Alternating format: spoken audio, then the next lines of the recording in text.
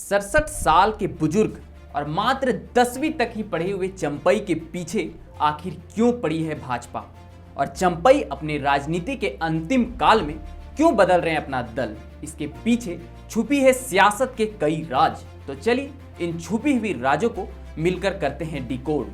चंपई सोरेन का नाम विगत कई दिनों से झारखंड की राजनीति में एक चर्चा का विषय सा बन गया है, या तो यूं कहें कि राज्य की संपूर्ण सियासत कुछ समय के लिए चंपई की ओर रुख कर चुकी है। चंपई की चर्चा में बने रहने के पीछे 4 अलग अलग तारीख है।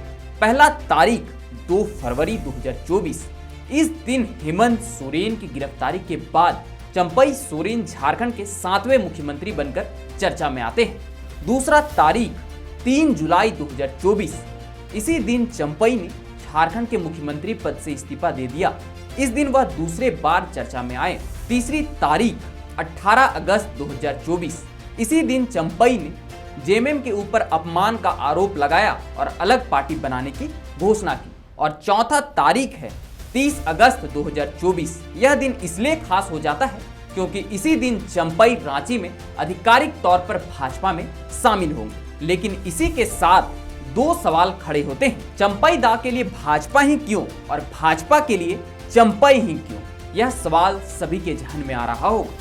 आइए इन दोनों सवालों के जवाब जानने की कोशिश करते हैं। सबसे पहले आप इस तस्वीर को देखिए। इस तस्वीर में अमित शाह, चंपई सोरेन, हेमंत बिस्व शर्मा के अलावा लंबी दाढ़ी में एक और शख्स नजर आ रहा है। यह शख्स चंपई सोरेन के बेटे बाबूलाल सोरेन है, जो चंपई सोरेन के साथ अमित शाह से मुलाकात करने दिल्ली गए हुए थे। अब इनके बीच क्या बातें हुई, अगर अंदर खाने की बातों पर भरोसा किया जाए तो चंपई सोरेन ने बीजेपी के आगे कई बातें रखी है। पहला, उन्होंने भाजपा के आला कमान से मांग की है कि उन्हें झारखंड का मुख्यमंत्री या राज्यपाल की कुर्सी दे दी जाए। दूसरा, चंपई के बेटे बाबूलाल सोरेन को कोल्हान से विधानसभा का टिकट भी दिया जाए।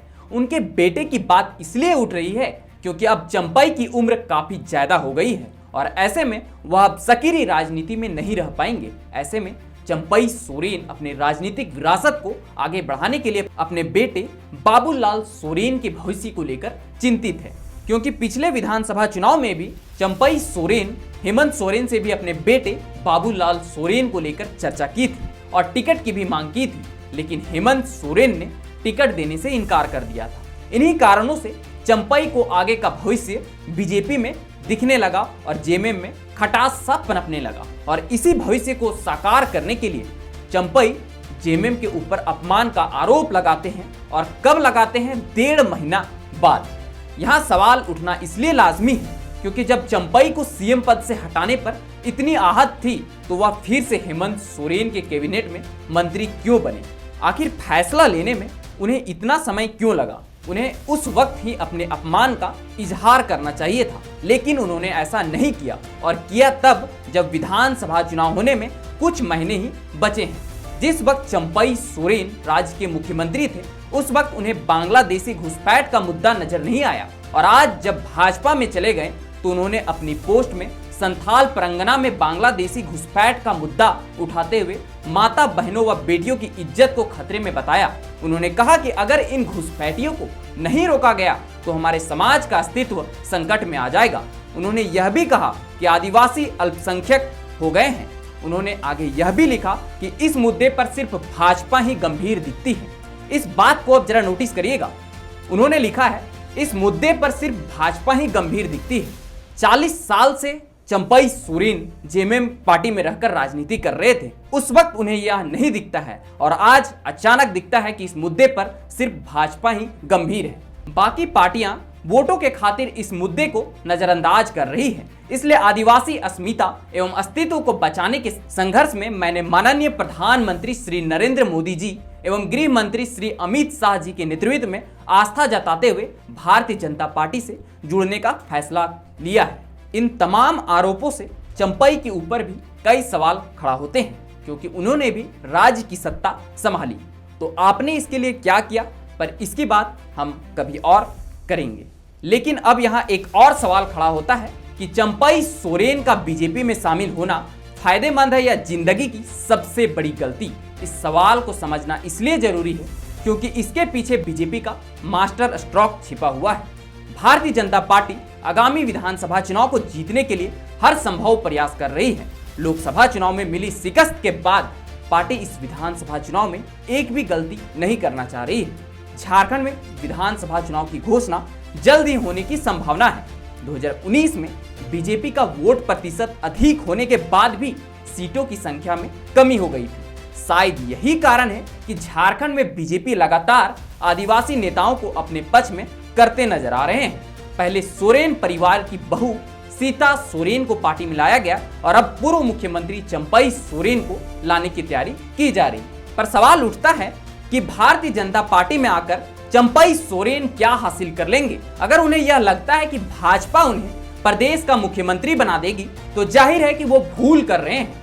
झामुमो में रहकर कम से कम उन्हें मंत्री का पद मिला हुआ ही था और इससे अधिक पाने की अगर इच्छा उन्हें भाजपा में है तो यह उनका भ्रम है। उन्हें भाजपा में बाबूलाल मरांडी, सीता सोरेन जैसे नेताओं से सीख लेनी चाहिए थी।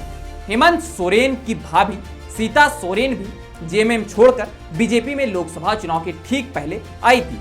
बीजेपी ने लोकसभा का टिकट भी दिया पर वह चुनाव नहीं जीत सकी। चंपई सोरेन कोल्हान के टाइगर कहे जाते हैं। अगर कोल्हान में चंपई बीजेपी के काम नहीं आते हैं तो उनके साथ पार्टी में जो बर्ताव होगा उसके बारे में उन्होंने सपने में भी नहीं सोचा होगा। और अगर कोल्हान क्षेत्र की 17 सीटें यानी कि इस क्षेत्र की सभी सीटें भी चंपई अगर बीजेपी को दिला देती है तब भी भाजपा उन्हें मुख्यमंत्री नहीं बनाएगी। ज्यादा से ज्यादा उन्हें डिप्टी सीएम बना सकते हैं। इतना तो वह जेएमएम में भी सौदा करते तो मिल गया होता। दूसरी बात यह है कि जनता के मन में राजा के प्रति बड़ी हमदर्दी होती है। पहले शिबू सोरेन और फिर हेमंत सोरेन के सीएम बनने से झारखंड में सोरेन परिवार गांधी परिवार की तरह हो गया है। झारखंड में अगर आदिवासियों को यह लग गया कि राज परिवार के साथ चंपई ने गद्दारी की है तो संभव है कि कोल्हान का टाइगर बीजेपी के लिए फुस हो जाएगा, क्योंकि इसका असर हेमंत ने लोकसभा चुनाव में दिखा दिया। वह जेल में भी रहकर अपनी पार्टी को बढ़त दिलाने में सफल रहे। हालांकि चंपई सोरेन भी राजनीति के मंजे हुए खिलाड़ी, इसमें किसी तरह का संदेह नहीं है। चंपई सोरेन 7 बार विधायक रह चुके हैं और उन्हें कोल्हान का टाइगर भी कहा जाता है। उनकी वरिष्ठता को देखते हुए भी हेमंत सोरेन ने उन्हें गद्दी सौंपी थी।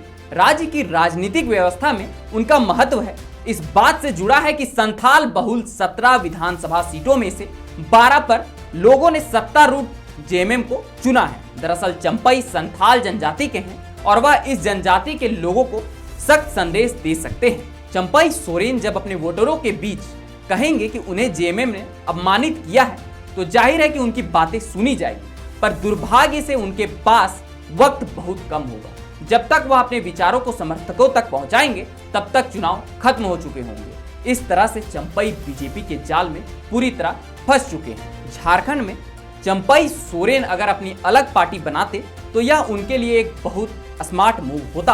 हालांकि बाबूलाल मरांडी के उदाहरण सामने हैं। बाबूलाल मरांडी ने अलग पार्टी बनाई और उन्हें अच्छी सीटें भी मिल गई थी, पर सत्ता हासिल नहीं हो पाई। बाद में उन्हें अपनी घर वापसी करनी पड़ी। अब वह अपने पुराने घर भारतीय जनता पार्टी में है।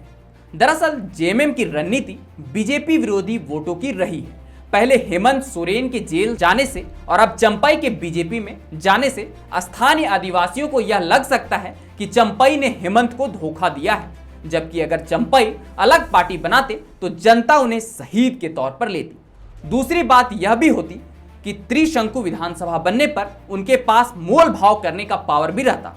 चंपई के पास कम सीट होने के बावजूद सीधे सीएम पद की डिमांड कर सकते थे। जिस तरह महाराष्ट्र में कम सीट होने के बावजूद उद्धव ठाकरे सीएम बनने में सफल हुए थे। अगर मुख्यमंत्री नहीं भी बनते तो कम से कम डिप्टी सीएम का पद तो मिलना उन्हें तय था। पर बीजेपी में रहते हुए अगर वह 10 सीटों से अधिक पार्टी को जितवाने में सक्षम भी होते हैं तो उसका बेनिफिट उठा पाएंगे, इसमें भी संदेह है। अब आगे क्या होता है यह देखना होगा, क्योंकि चंपई सोरेन ने जेएमएम पार्टी और मंत्री पद से भी इस्तीफा दे दिया है और वह 30 तारीख को आधिकारिक तौर पर भाजपा ज्वाइन करने वाले हैं। यह फैसला उनके लिए सही है या गलत, यह हमें कमेंट में जरूर बताएं। और यह वीडियो अगर आपको इन्फॉर्मेटिव लगे तो अपने दोस्तों के साथ शेयर जरूर करें और हमारे इस यूट्यूब चैनल को सब्सक्राइब भी जरूर कर लें। तो चलिए मिलते हैं अगले इसी प्रकार के कुछ और वीडियो के साथ। तब तक के लिए आप सबों को जोहार।